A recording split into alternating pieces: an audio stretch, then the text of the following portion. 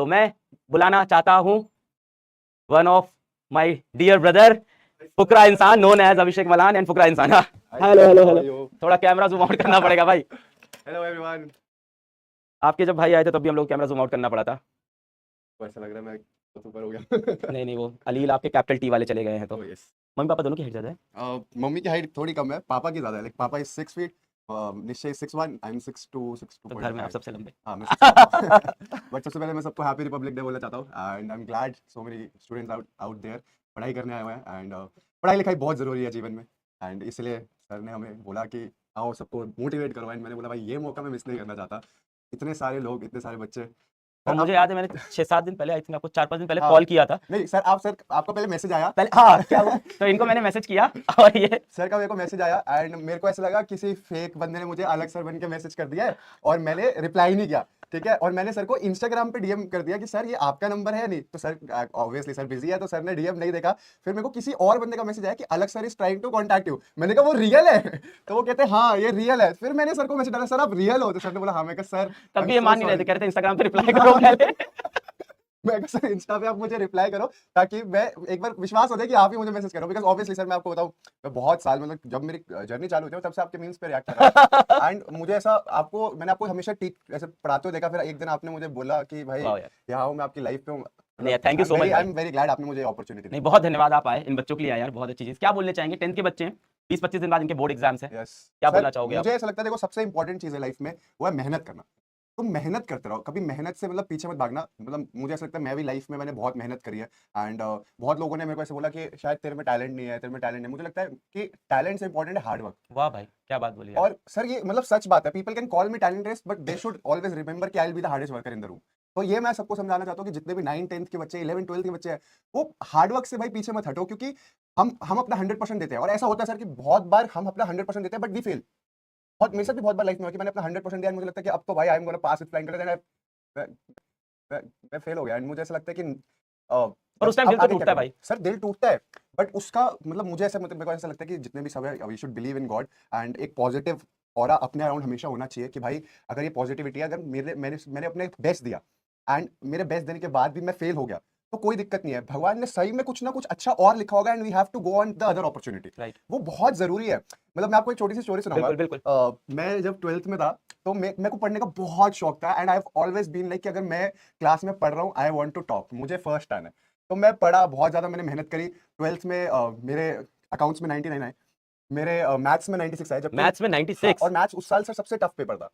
उसके बाद सब पेपर्स में अच्छा है बट मैंने कभी नहीं बताया कि मेरा जो सबसे लीस्ट स्कोरिंग एग्जाम था वो इंग्लिश था। जबकि मेरे को मेरी टीचर ने बोला था कि ऐसे प्रॉपर लेफ्ट में लाइंस बनाना, राइट में लाइंस बनाना, मार्कशीट पे अच्छा अच्छा लिख के आना। और मेरी इंग्लिश अच्छी थी। मेरे जिन दोस्तों को मैं इंग्लिश का मतलब लेक्चर भी देता था कि भाई ऐसे ऐसे पेपर आ सकता है, ये होगा, उनके भी मेरे से ज्यादा थे। हाँ। बट मेरे 90 आए थे एंड वो मेरे को पता चल गया था क्यों, क्योंकि मेरी हैंड राइटिंग बहुत बुरी थी।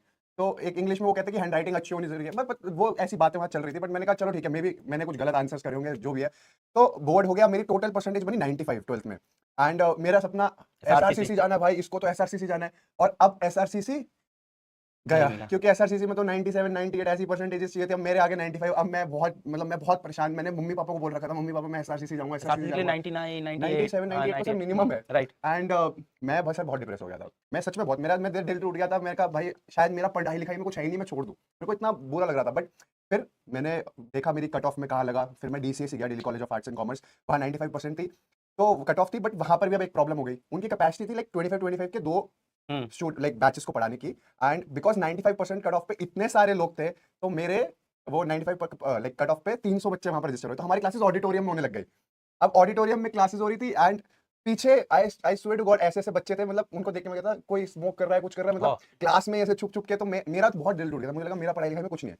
बट फिर मैंने एक माइंडसेट बनाया कि शायद मुझे यहाँ से हार नहीं माननी एंड अगर मैं यहाँ पर नहीं मेरा कुछ बन रहा है तो I should try something else. क्योंकि सर सबके लिए पढ़ाई नहीं लिखी होती लाइफ बहुत में। अच्छी बात, बिल्कुल बताइए बात, बिल्कुल बताइए। ये मुझे ऐसा लगता है कि सबके लिए ऐसा नहीं होता कि अगर मैं मतलब पढ़ाई ही सब कुछ है, नहीं। मतलब पढ़ाई बहुत इंपॉर्टेंट है and I always say that कि इफ अगर आप पढ़ाई लिखाई कर रहे हो तो 10 लोगों में आप अलग से दिख जाओगे कि भाई ये पढ़ा लिखा आदमी। पर देखो ये सारी चीजें ये बोल रहे हैं 95% 12th में लाने के बाद। बट सर उस वक्त एक ड्रीम था ना मेरा Right. कि मेरे को एसआरसी से जाना है, राइट बट फिर उसके बाद मैंने हार नहीं मानी एंड आई डिसाइडेड कि भाई मैं यहाँ से बिजनेस स्टार्ट करूंगा एंड मैंने अपने कॉलेज में ही बिजनेस चालू कर दिया, कॉलेज में ही? कॉलेज में वाह भाई, एंड देन मैंने एफएमसीजी प्रोडक्ट्स का बिजनेस करा। हम 19-20 detergents साल में? बनाते थे। 20 साल? 19 साल में अरे यार, एफएमसीजी प्रोडक्ट्स मैंने toilet cleaners, glass cleaners, floor cleaner, hand wash, ऐसे फ्लोर, ये फ्लोर क्लीनर, सारे एफएमसीजी जो प्रोडक्ट्स थे इसका पूरा काम शुरू करा था। मिस्टर बॉन्ड के नाम से हमारी मिस्टर कंपनी बॉन्ड, थी हाँ, and we were doing really good. हमने पहले साल में 6 करोड़ का टर्नओवर करा ओ था, भाई साहब, क्योंकि वो हमें पता चल गया था कैसे बेचना है, क्या करना है। मैं मेहनत करता गया करता गया।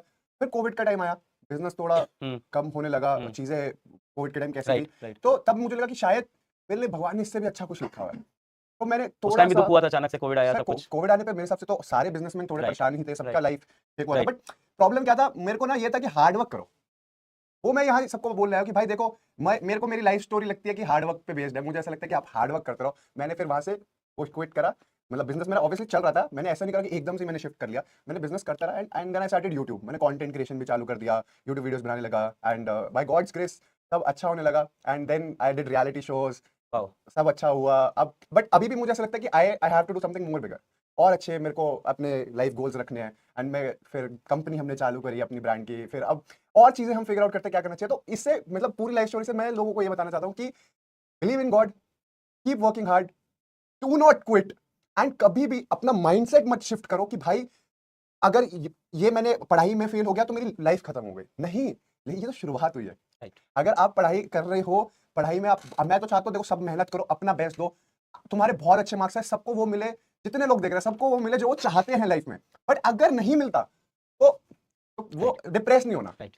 भगवान ने सब कुछ आपके लिए अच्छा लिखा हुआ है, आपको जो पसंद है उस मार्ग पे बस मेहनत करते रहो एंड जस्ट डोंट क्विट। देखो भाई क्या बता रहा है, 95% आया, उसके बाद भी ड्रीम कॉलेज नहीं मिला, फिर एक ऐसा कॉलेज मिला जहाँ पे भी प्रॉब्लम हुई, फिर वहाँ पे गया, वहाँ पे थोड़ा सा डिप्रेस हुआ, उसके बाद भाई ने एक बिजनेस स्टार्ट किया, फिर कोविड आया, वो बिजनेस भी कोविड के अंदर प्रॉब्लमेटिक हुआ, फिर भाई ने यूट्यूब पे वीडियो बनाया, फिर उसके बाद पर आप देखो मतलब एक बार 12th में मेहनत की, वहाँ पे वो रिजल्ट नहीं मिला, उसके बाद कॉलेज गए, वहाँ पे वो रिजल्ट नहीं मिला, बिजनेस किया, वहाँ पे वो रिजल्ट नहीं मिला। अगर मैं समराइज करूँ तो 3 बार रिजल्ट नहीं मिले जो ये चाह रहे थे, चौथी बार भगवान ने रिजल्ट दिया। पर अगर ये 3 बार में हार मान के बैठ जाता भाई कि मैं जब मेहनत करता हूँ कुछ बनता नहीं है जिंदगी में, तो आज ये आंकड़े नहीं होते, आज जिंदगी में ये कर नहीं रहे होते। बिल्कुल, एंड मैं सबको फिर से यही बोलना चाहूंगा कि मेहनत करते रहो, मेहनत करते रहो, पढ़ाई लिखाई करो, अपने गुरुओं पे भरोसा रखो, जो वो पढ़ा रहे हैं अच्छे से आप उसको पढ़ो, बार बार रिवाइज करो एंड मेहनत करते रहो, but make sure you don't quit.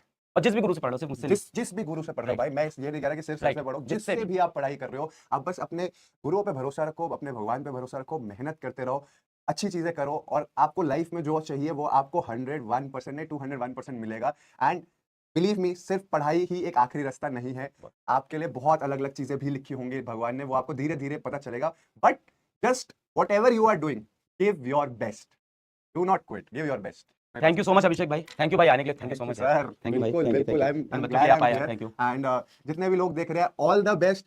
9th-10th के पढ़ाई लिखाई चक्के, वो क्या था, चकदे फटे चकदे फटे, नपदे किल्ली, और पढ़ाई करना, मस्ती करना, अच्छे मार्क्स लाना। मेरा मन नहीं कर रहा यहाँ से जाने का क्योंकि आपकी लाइफ पे हुआ है, but love you all and happy Republic Day and all the best. Kill it. Thank you, love you भाई, thank you so thank much you sir, thank you so much. Thank you.